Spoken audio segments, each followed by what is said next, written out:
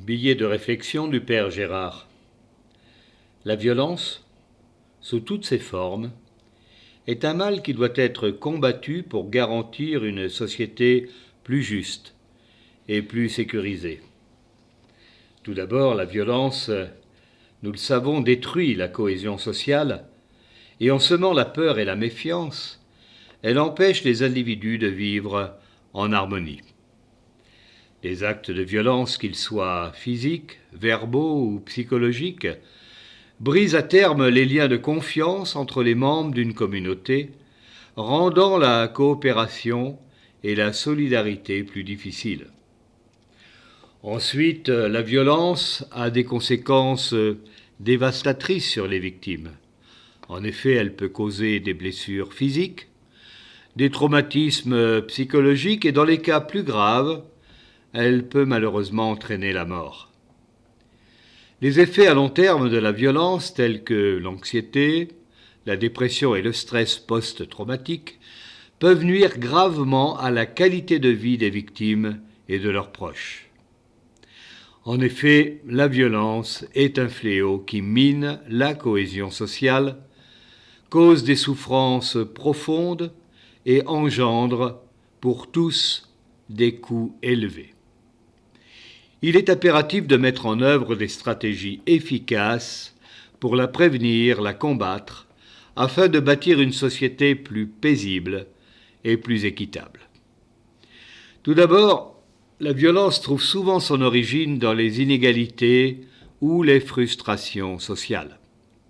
La pauvreté, le chômage et l'exclusion peuvent en effet pousser les individus à adopter des comportements violents pour exprimer leur frustration et leur désespoir. La marginalisation des minorités peut également engendrer des actes de violence motivés par la discrimination, la rancœur et la haine. Ensuite, l'éducation va jouer un rôle crucial dans la prévention de la violence. On sait que les personnes qui ont un faible niveau d'éducation sont plus susceptibles de recourir à la violence pour résoudre leurs conflits. Promouvoir l'éducation, sensibiliser les jeunes à la non-violence et à la résolution pacifique des conflits est une étape essentielle pour réduire la violence à long terme.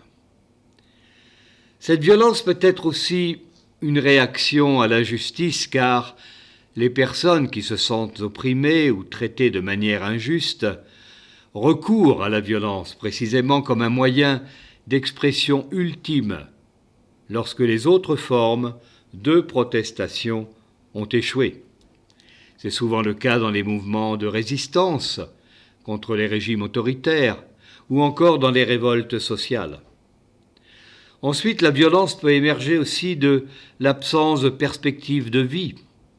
Les jeunes, en particulier, peuvent devenir violents lorsqu'ils ne voient aucune issue, aucun avenir à leur situation de précarité. Le manque d'opportunités économiques, éducatives et sociales peut pousser certains à la délinquance et à la criminalité, mais cette fois-ci comme un moyen de survie ou de revendication.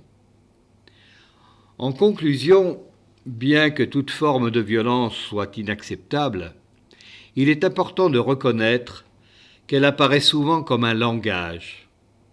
Et elle peut être aussi une manifestation de frustration profonde et de désespoir. Pour lutter efficacement contre la violence, nous devons aborder ses causes sous-jacentes, telles que l'injustice, l'absence de perspective et souvent les problèmes de santé mentale.